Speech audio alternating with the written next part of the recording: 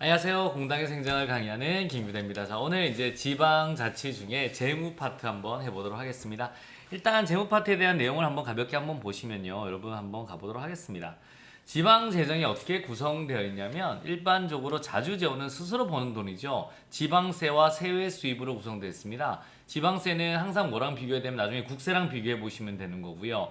우리 지방세 중에 보통세와 목적세 있는데 목적세가 두 개가 있죠. 광역이 먹는. 그래서 지역자원시설세와 지방교육세, 지역교육, 지방교육세 이 두 개는 목적세고요. 세외 수입은 이제 경상 임시 세외 수입 같은 경우인데 이런 것도 이제 자주재원이에요. 그다음에 이제 의존재원은 이제 이 두 개는 중앙정부로 받는 거예요. 국고보조금은 일하라고 주는 겁니다. 그 특정 재원이고요. 딱 거기만 돈 써야 됩니다. 그래서 우리 교부금, 부담금, 협의회 보조금 이런 거 말하는 거. 앞에서 우리 사무비였죠. 자치사무는 중앙정부가 협의회 보조금 줄 수 있는 거고 우리 단체임은 부담금 해야 되는 거고 일정 부분. 그 다음에 이제 기관 임사무는 그냥 중앙정부가 다 주는 거고라고 보셔야 됩니다.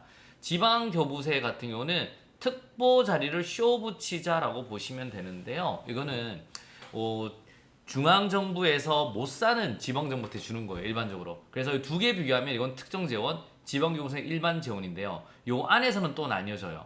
보통교부세는 일반재원, 특별교부세는 특정재원, 소방안전교부세는 특정재원, 부동산교부세는 일반재원이에요. 일반재원이라는 건 마음대로 쓸 수 있는 거거든요.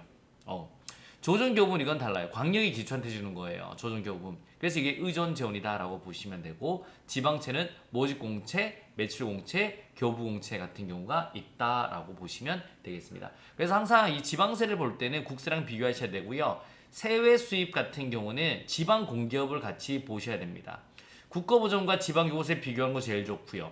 국가보조금은 야 이거 일할 사람 신청해 그럼 예산에 신청해서 주기 때문에 기재부 장관이 떨어뜨려 주는 거고요. 지방교부세는 야 못 살구나 행안부 장관이 그냥 줄게 라고 주는 게 지방교부세입니다. 이렇게 머릿속에 넣어두시고 가시면 되겠습니다. 자 한번 1번부터 가보도록 할게요. 조금만 키울게요. 지방자치단체의 세입재원은 크게 자주재원과 의존재원을 나눌 수 있는데 모에는 지방세와 세외 수입이 있고 의존재원에는 국가보조금과 지방교부세가 있다. 자주재원이죠. 자주재원은 지방세와 세외 수입이 있다라고 보시면 되겠고 재산임대 수입은 지방재정의 세입 항목 중에 뭐에 해당돼요? 자주재원이죠. 자주재원 중에 이제 세외 수입. 이제 여기서 지방세와 세외 수입. 그러니까 여기서는 재산임대 수입은 자주재원 중에 세외 수입에 해당한다라고 하셔야 되겠습니다. 오케이? 이렇게 보시면 되고 3번 뭐뭐에 해당되는 것은 종합부동산세와 인지세와 주세다. 이거는 지방세예요, 국세예요? 엄청 큰 거죠. 이거는 국세다 라고 하셔야 됩니다. 엄청 큰 거예요. 그리고 국세랑 지방세 비교하셔야 되고요. 자, 뭐뭐는 재산과세의 비중이 높으며 중앙정부의 부동산 정책과 지역 경제 상황에 따라 영향을 받는다. 이게 2015년도죠. 2015년도가 언제 했냐면 박근혜 대통령 때였어요. 여기서 이제 왜냐면 우리 하도 부동산 경기가 안 좋아가지고 취득세를 까준다고 했거든요. 그래가지고 지방정부가 난리가 났어요. 왜냐면 취득세는 지방세거든요. 그래서 우리 지방세다라고 보시면 돼요. 그래서 지방세는 재산과세의 비중이 높은데 중앙정부가 부동산 정책으로 취득세 까준다고 하니까 난리가 났다라고 보시면 돼요. 그래서 이제 우리 지방지 시험이 나왔고요. 이때 서울시 문제도 나왔습니다. 이런 거. 여러분 갈등을 야기할 수 있다 이렇게 나왔고 재정 수입의 측면에서 지방세의 세원이 특정 지역에 편제되어 있지 않고 고루 분포되어 있어야 한다는 것은 뭐의 원칙이에요? 골고루 있어야 된다? 보편성의 원칙이다라고 보시면 되겠습니다. 자, 지방 직영기업이죠. 이건 직영구에 운영하는 거예요. 지방자치단체가 행정조직 형태로 뭐를 운영하는 사업을 말하며 지방자치단체장이 지방 직영기업의 관리자입니다. 다 공무원이에요.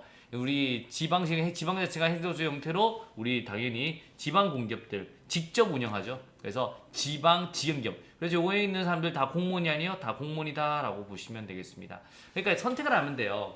지방공기업을 지방 직영기업으로 만들 것인가? 아니면 지방공단으로 만들어서 할 것인가? 지방공사로 만들어 할 것인가? 출자를 할 것인가를 또 선택해서 하시면 됩니다. 자, 7번 한번 가보도록 하겠습니다.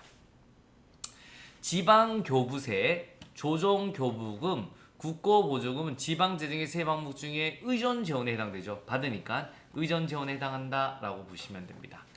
중앙정부가 지방자치단체에 대한 사무와 기능을 위탁할 때 뭐를 지원하는 경우도 있다. 여러분 이건 국고보조금이죠. 사무를 일을 맡길 때 일을 맡길 때 이런 것 같으면 국가보조금을 줄 수도 있다라고 보시면 되겠습니다. 뭐뭐의 기본 목적은 지방자치단체 간 재정격차를 줄임으로써 기초적인 행정서비스가 제공될 수 있도록 하는 데 있다. 이건 뭐예요? 이게 중요한 건 재정격차를 줄인대요. 지방자치단체 간. 그래 기초적인 행정서비스. 그러니까 못 사는 데는 이게 안 되잖아요. 그래서 지방교부세를 줘버리는 겁니다. 최소한을 하라고. 그래서 국고보조금 같은 경우는 도리어 지방 간 재정격차가 커질 수 있어요. 돈 많은 데서 일정 부분 내도 큰 부담 없는데 작은 데서 일정 부담 내면 엄청난 부담이거든요. 그럼 국고보조금 같은 경우는 지방자치단체 간 재정격차를 늘릴 수가 있는 거고 무조건 지방교부세는 줄이는 거고 이렇게 머릿속에 넣어두시면 되겠습니다. 자, 보통 교부세의 산정 기일 후에 발생한 재난을 복구하거나 재난 및 안전 관리를 위한 특별한 재정 수요가 생기거나 재정 수입이 감소한 경우 뭐를 교부할 수 있다? 요거는 특별 교부세예요. 보통 교부세에 산정한 후에 발생한 재난 아니면 특별한 재정 수요. 이게 바로 특별 교부세를 이럴 때 줄 수 있겠구나 라고 머릿속에 넣어두시면 되겠고요. 뭐뭐가 필요하다고 인정하는 경우에는 지방자치단체에 신청이 없는 경우에도 일정 기준을 정하여 특별교부세를 교부할 수 있다. 여러분 특별교부세 누가 주는 건데요? 행안부 장관이 주는 거예요. 여러분 국고보조금은 기재부 장관이 주는 거고 그래서 행안부 장관이다 라고 하셔야 되겠습니다. 지방소득세, 담배소비세, 취득세 등은 서울이 자치구에 교부하는 뭐예요? 여러분 이게 중요한 게 아니에요.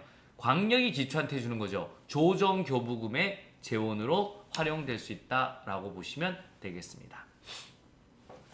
자, 외채를 발행할 경우에는 지방채 발행 한도의 범위라도 이제 외채죠. 외국한테 발행하죠. 지방의 의결을 거치기 전에 행안부 장관의 뭐를 얻어야 된다? 승인을 받아야 된다라고 보시면 되겠습니다. 지방자치는 다 행안부 장관이에요. 엄마가 행안부 장관이기 때문에 이렇게 보시면 돼요.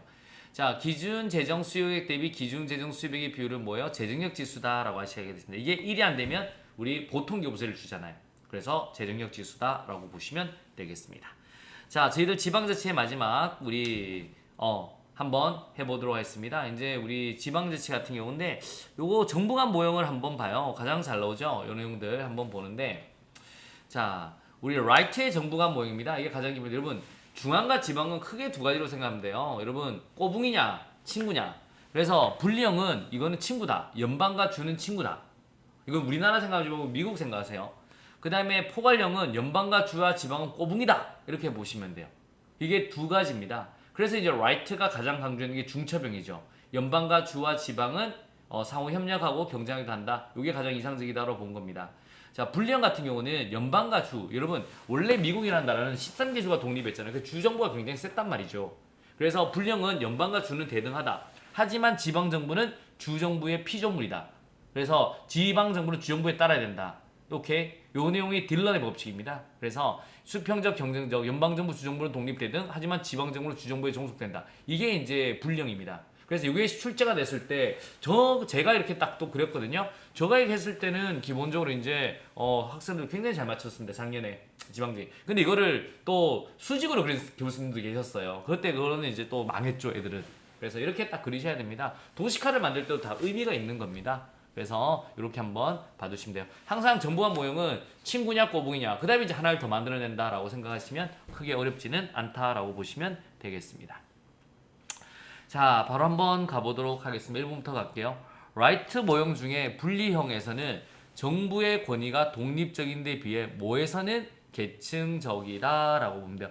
분리형하고 포괄형 있죠? 포괄형에서는 기본적으로 계층적이다 라고 보시면 되겠고 라이트의 정부 간 관계 중에 뭐는 미국의 연방정부, 주정부, 지방정부가 경쟁과 협력의 관계를 맺는다. 경쟁도 하고 협력도 하는 건 뭐예요? 중첩형 되겠습니다. 중첩형, 중첩권위형, 중첩형 이렇게 보시면 되고 자, 지역사회 권력 구조에 관한 이론 중에 무슨 이론은 기업을 비롯한 민간 부분 주요 주체들과의 연합이나 연대의 특성을 갖는다. 레짐입니다. 레짐. 그래서 우리 권력 모형을 지방에서 배우면 다 똑같은데 레짐하고 밑에 있는 성장기구 두 가지만 좀 추가됐다고 보시면 돼요. 레짐이라는 건 지방 차원의 가버넌스를 말합니다. 그래서 기업을 비롯한 지방정부와 민간부의 주주체 간에 연합을 한다. 공식 집단과 비공식 집단이 다 연합한다라고 보시면 되겠습니다.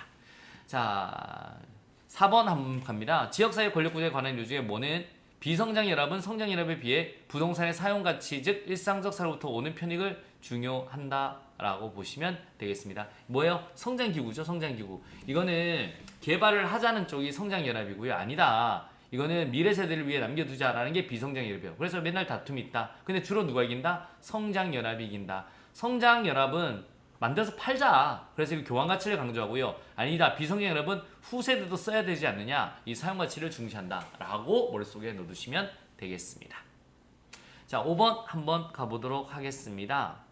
지방자치법상 지방자치단체의 사무에 관한 그 장의 명명이나 처분이 법령에 위반되거나 현재의 부당하여 공익을 해친다고 인정되면 시도에 관해서는 주무부 장관이 시구 및 자치구에 대해서는 시도의사가 기간을 정하여 서면으로 지정할 것을 명하고 그 기간에 이행하지 않으면 이를 취소하거나 정지할 수 있다. 이 경우에 뭐는 명명이나 처분에 대해서는 법령 위반. 딱 이거는 자치사무는 이거는 공익을 해친다 이런 거 안 돼요. 법령 위반은 무조건 자치사무는 법령 위반만 된다라고 보시면 돼요. 그래서 시험에서 자치사무가 나오면요 무조건 이걸 한번 검토해 보셔야 됩니다. 무조건 법령 위반만 되지 공익 해친다 이건 안 되는 거예요. 자치사무는. 그래서 딱 나오면 그 내용을 딱 포커스를 맞춰라.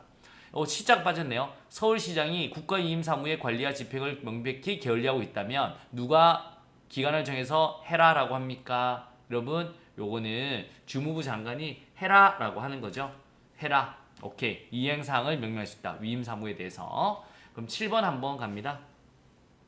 우리나라 지방자치단체 시도지사가 국가위임사무에 대한 이행명령을 서면 고정 기간 안에 이행하지 않아요. 그러면 주무부 장관이 뭐 한다고요? 그 지방자치단체 비용 부담으로 대집행해버립니다. 대집행할 수 있다라고 보시면 되겠습니다. 자, 우리나라의 지방자치단체의 자치사무라고 하더라도 법령을 위반한다고 인정되면 뭐가 회계를 감사할 수 있다. 여러분, 우리 무조건 지방자치단체는 다 행안부 장관입니다. 웬만한 건 행안부 장관이 오케이 회계 감사할 수 있다라고 보십니다. 자, 자치사무인데 할 수 있어요, 없어요? 할 수 있습니다. 법령 위반. 그래서 뭐 하는 거예요? 미리 법령 위반 여부부터 위반했는지부터 검토해야 되는 거예요. 이 조항도 알아두셔야 됩니다. 특별지방행정기관은 관할 지역 주민들의 직접적인 통제와 참여가 원활하지 않으므로 무슨 행정을 실행하기 곤란하다. 그렇죠. 여러분 자치행정 실행하기 책임행정 곤란하죠. 왜냐면 특별지방행정기관이 뭐냐면 우리 부산지방국세청 이런 거 같아요. 관세청. 그러니까 국가의 공무원인데 지방에서 일을 하잖아요. 그러면 만약에 지방에 잘못하면 시장 안 뽑아주고 도의사 안 뽑아주고 뭐 이런 거 안 뽑아주면 돼요. 근데 특별지방행정기관은 뭐 할 수 있는 게 없어요. 여러분. 국가소속이라서. 그래서 책임행정 실현이 곤란하다. 주민들의 직접적인 통제와 참여가 원활하지 않는다. 라는 걸 머릿속에 넣어두시면 되겠고요. 자, 중앙정부와 지방정부가 싸워요. 그러면 누가 해야 될까요? 여러분 국무총리 소속의 행정협의조정위원회에서 해결을 해야 된다라고 보시면 돼요. 행정협의조정위원회 국무총리 소속입니다. 오케이. 자, 뭐뭐란 둘 이상의 지방자치단체 관할구에 걸쳐 공동적 또는 통일적으로 수행되는 행정. 넓은 지역에 하네요. 광역행정이다 라고 보시면 되겠습니다. 자, 마지막 한번 볼게요. 2개 이상의 지방자치단체가 공동으로 특정한 목적을 위해 광역적 끝났어요. 광역적으로 사무를 처리할 필요가 있을 때는 특별지방자치단체를 설치할 수 있다. 여러분 이게 지방자치단체 조합하고 제가 비교할 때 방법을 알려드렸죠. 광역적으로 딱 요만이 나오면 특별지방자치단체라고 아시겠습니까? 그래서 이제 지방시 조합하고 비교하는데 마지막 요 법조문 딱 한번 보고 끝을내면 되겠네요. 자, 특별지방자치단체 설치입니다. 2개 이상의 지방자치단체가 공동으로 특정한 목적을 위해 광역적 체크하세요. 사무를 처리할 필요가 있을 때는 특별지방자치단체를 설치할 수 있다. 이 경우 특별지방자치를 구성하는 지방자치단체는 상호협의에 따른 규약을 정하여 구성지방자치단체의 지방의회 의결을 거쳐 행안부 장관의 승인을 받아야 한다. 자, 행안부 장관은 규약에 의해 승인하는 경우 관계 중앙행정기관장 또는 시도의사에게 사실해야 된다. 자, 특별지방자치는 뭐라고요? 법인으로 한다까지도 머릿속에 넣어두시면 되겠습니다. 자, 이래서 저희들 키워드 이제 여기서 이제 한번 끝을 내보도록 하겠습니다. 앞으로 더 좋은 컨텐츠로 찾아뵙도록 하겠습니다. 여러분 우리 좋아요 많이 눌러주시고요. 구독도 많이 부탁드리겠습니다. 아시겠습니까? 그러면 이제 힘을 얻어서 더 많은 좋은 자료, 좋은 강의로 찾아뵙도록 하겠습니다. 여러분 그동안 굉장히 고생하셨고요. 키워드는 반복해서 자꾸 봐주세요. 그 다음에 이거 완전 풀 버전이 공단기에 올려져 있습니다. 굉장히 이거보다는 완전 풀 버전이죠. 엄청나게 내용이 많은데 있는데 반복해서 듣기 굉장히 좋거든요. 그랑 OX 또 행복키, 행복스 또 만들어 갑니다. 그래서 한번 많은 이제 공부 부탁드리도록 하겠습니다. 여러분 다음에 또 뵙도록 할게요. 여러분 그동안 진짜 고생하셨습니다. 수고하셨습니다.